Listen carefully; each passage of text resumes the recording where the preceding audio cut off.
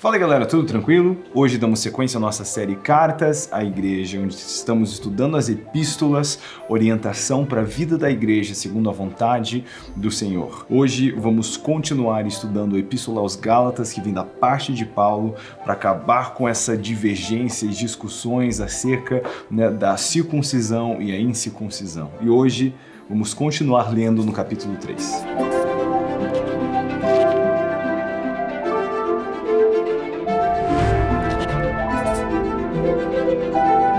Antes de começarmos, alguns comentários que eu quero fazer acerca do último episódio, que não encaixaram por causa da extensão. Foi um episódio mais longo, dando todo o contexto, o pretexto do que está acontecendo aqui. Mas me chama a atenção a maneira como Paulo diz que Pedro foi enviado à circuncisão e ele à incircuncisão. Basicamente dizendo, Pedro tem um apostolado, eu tenho o outro. E eu acho muito interessante ver isso, como o mesmo Deus chama pessoas para falar com pessoas diferentes.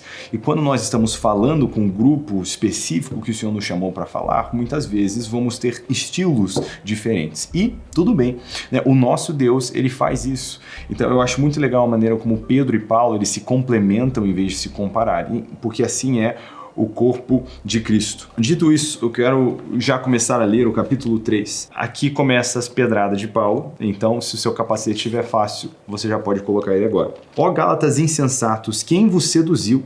Não foi diante de vós que Jesus Cristo foi exposto como crucificado? É só isso que quero saber de vós. Foi pelas obras da lei que recebeste o Espírito ou pela fé naquilo que ouvistes? Sois tão insensatos assim, a ponto de, tendo começado pelo Espírito, estar agora vos aperfeiçoando pela carne? Será que sofrestes tanto por nada? Será que isso foi por nada?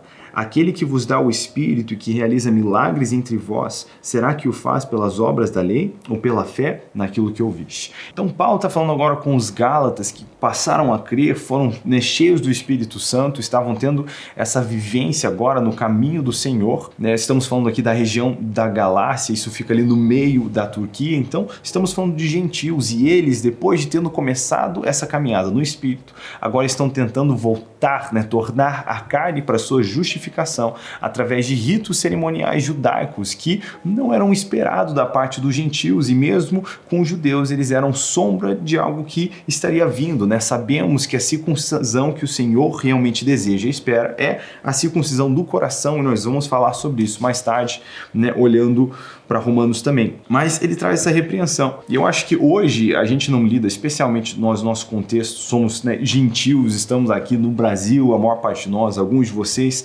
acompanham de fora, mas em sua maioria do Ocidente, a gente não lida com essa crise que a igreja estava passando. Alguns desses termos são até difíceis da gente entender, mas como que eu gosto de olhar isso e encontrar onde se aplica na minha vida? É quando nós tentamos, em vez de uma caminhada solene, sincera com o Senhor, nós tentamos nos esconder atrás de regrinhas cumpridas, sabe? A gente cumpriu as metas espirituais, então tá tudo bem, e isso às vezes nós aceitamos justificando o fato de que o nosso coração está distante. Então, performance nunca vai substituir o relacionamento. Essa complexidade, mesmo nas tradições e ritos que a gente inventa, jamais vão substituir a autenticidade, a sinceridade do relacionamento. Então, não adianta nunca perder um culto se você perde todos os seus devocionais, entende? Não adianta ter essa devoção que é da boca para fora, mas de coração vazio. Então, a gente precisa cuidar com isso. Ele continua no versículo 6, dizendo assim, foi com Abraão, que creu em Deus e isso lhe foi atribuído como justiça. Sabei então que os da fé é que são filhos de Abraão. E a Escritura, prevendo que Deus iria justificar os gentios pela fé, anunciou com antecedência boa notícia a Abraão, dizendo, em ti serão abençoadas todas as nações. Isso aqui é um ponto central para o nosso entendimento dessa transição de um ministério que antes englobava os judeus, agora encapsulando todas as nações, os gentios, todos os povos, o judeu e o grego também, e que isso já tinha sido previamente anunciado desde os tempos de Abraão. Então, mais uma vez, Paulo enxerga aqui não uma divergência de sua fé judaica, mas o cumprimento de uma promessa judaica muito antiga. E é maravilhoso o jeito como ele mesmo, é extraordinário o que Deus fez através dele e como ele era esse candidato tão adequado para fazer isso, porque ele mesmo era fariseu. No livro Pensando Através de Paulo, que na verdade estou traduzindo o nome livre, não sei se está disponível em português, é Thinking Through Paul, tem um comentário muito interessante, falando a respeito da escola de Paulo. Isso aqui é hipotético, não é certo, mas a grande probabilidade é que Paulo provavelmente estudou em Jerusalém, na tradição farisaica de interpretação da Torá, mas também na língua grega. E foi nesse ambiente, provavelmente, que Paulo adquiriu seu conhecimento extraordinário das Escrituras, e a gente vê isso com frequência nas suas epístolas, mas também, debaixo desse mundo grego, até a sua cidadania dupla, ter essa visão um pouco helenista, enxergar o mundo de uma maneira um pouquinho mais global, faz dele esse candidato extraordinário, porque ele vem pregando o velho debaixo da nova luz de uma maneira que é entendível para os gentios também. Então isso é extraordinário. Mas então, o plano já era, desde Abraão, alcançar todas as famílias da terra, e eu e você temos parte disso. Versículo 9. Desse modo, os da fé são abençoados juntamente com Abraão, homem que creu, pois todos os que são das obras da lei estão debaixo de maldição, porque está escrito: maldito todo aquele que não permanece na prática de todas as coisas escritas no livro da lei. É evidente que ninguém é justificado diante de Deus pela lei, porque o justo viverá pela fé.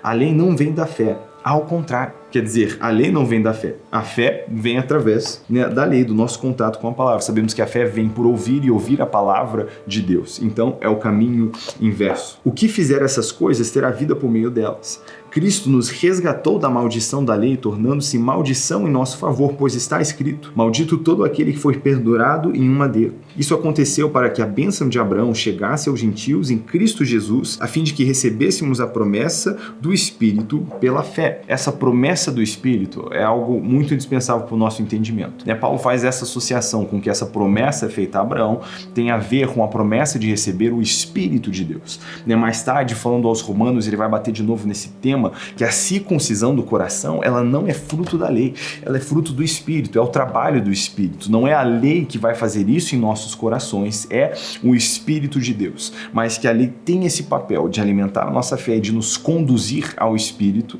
porque ela é a palavra de Deus indispensável. Irmãos, eu vos falarei em termos humanos. Embora feito por um homem, ninguém anula um testamento já validado, nem lhe acrescenta alguma coisa. Assim, as promessas foram feitas a Abraão e ao seu descendente. A Escritura não diz "e aos teus descendentes", como se falasse de muitos, mas como quem se refere a um só, e a teu descendente, que é Cristo. Eu afirmo, a lei que veio 430 anos mais tarde não anula o testamento antes validado por Deus, cancelando a promessa, pois se a herança provém da lei, já não provém mais da promessa, mas foi pela promessa que Deus a concedeu gratuitamente a Abraão. Então, para que serve a lei? Ela foi acrescentada por causa das transgressões até que viesse o descendente a quem a promessa havia sido feita, e foi ordenada por meio de anjos, pela mão de um mediador. Então, de novo, a conversa de que nós não conseguimos justificar a nós mesmos, não tem uma performance excelente, não tem um cumprimento, uma obediência que vai ser suficiente para a nossa própria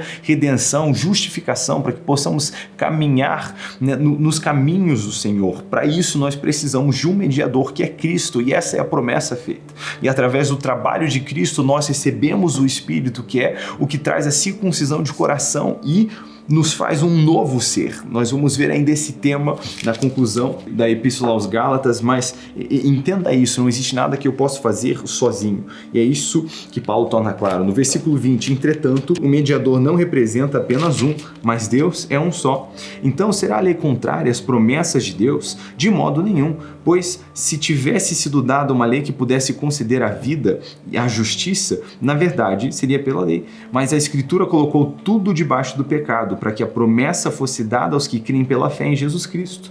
Mas antes que viesse a fé, éramos mantidos debaixo da lei, nela confinados para que a fé que haveria de ser revelada. Desse modo, a lei se tornou o nosso guia para nos conduzir a Cristo, a fim de que pela fé fôssemos justificados. Mas tendo chegado à fé, já não estamos sujeitos a esse guia, pois todos sois filhos de Deus pela fé em Cristo Jesus, porque todos vós que em Cristo fostes batizados, vos revestistes de Cristo. Cristo. Não há judeu nem grego, não há escravo nem livre, não há homem nem mulher, porque todos vós sois um em Cristo Jesus. E se sois de Cristo, então sois descendência de Abraão e herdeiros conforme a promessa. Então preste atenção, essa lei era um guia para que nós chegássemos a Cristo.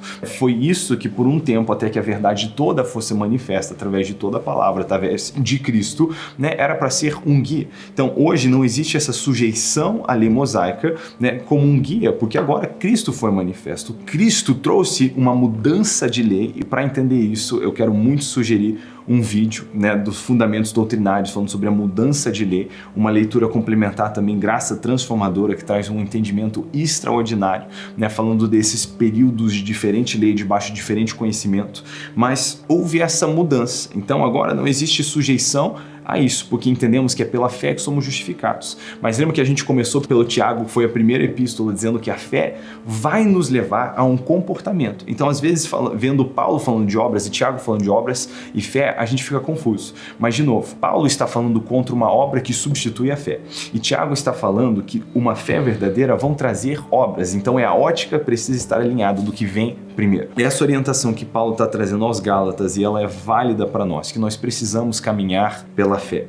E eu quero concluir com essa declaração extraordinária de que na nova aliança não há judeu nem grego, nem escravo nem livre, nem homem nem mulher, porque todos são um em Cristo Jesus. Essa nova aliança traz, né, uma diferença, traz uma ótica diferente de qualquer outra fonte literária no valor de cada homem ou mulher, porque não existe diferença. Deus não nos olha, né, de maneira diferente, fazendo distinção, porque todos nós somos um em Cristo. Somos sua noiva, redimidas, né, pelo seu sangue. Precisamos entender isso. Somos um em Cristo e precisamos caminhar, né, na promessa de Abraão, que é essa vida no Espírito, algo que só é atingível através da fé. Não somos justificados pelas nossas obras, nós somos justificados pela nossa fé no suficiente sacrifício de Cristo Jesus. Dito isso, né, diz pra gente nos comentários o que você achou interessante e relevante nesse episódio, que você gostaria de aplicar de maneira prática na sua vida. E nós nos vemos no próximo episódio.